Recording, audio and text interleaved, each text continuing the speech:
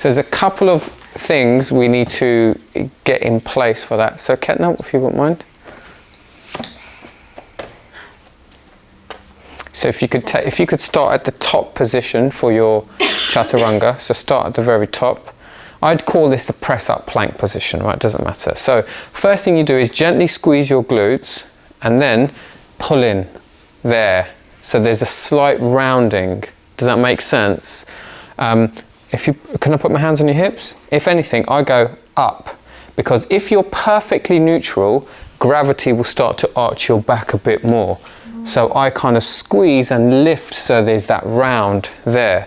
And I try to keep that space if I can. Now I shift back onto my heels, forward, go back, find that middle, all 5 fingertips in place. Now I'm going to keep my hand on your hips. Now bend your elbows to lower down. There. And then drop onto your knees. And then lower down. Okay, so can you see what we did there? So, Ketna, if you wouldn't mind moving out of the way now, and I can show you. So, this becomes this, and this becomes this. I have to push the floor away from me to activate my muscles, not that. So, that is intentional. And I actually lift up a little bit more, but it doesn't matter. But you want to feel like you are genuinely pushing the floor away, and everything here is working.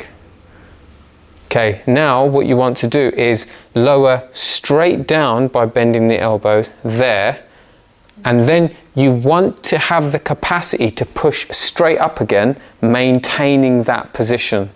And come on to your knees, darling. If my argument is, mechanically speaking, if you can't push back up again, you've gone too far down. And even if that means, if you do that again, darling, even if you bend your elbows, just there, and push up again, there, you're going to build tolerance and endurance in that position. And you're going to find Chaturanga is going to get easier and easier over time, because you're building yourself up. So that's what you're going to do now. So the first thing we've got is weight distribution, yeah? The second thing we've got is our body position right down the board. So pushing the floor away from you, which is going to activate your muscles, not this.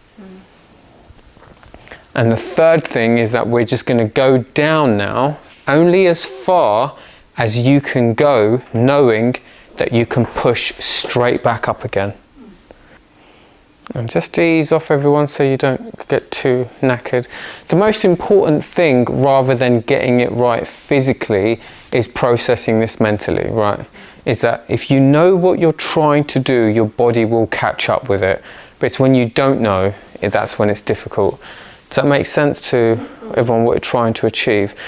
Essentially, you are in a press-up plank, and you lower yourself down as one plank, rather than hinging at your hips with your bum sticking out too much or your lower body dropping too much.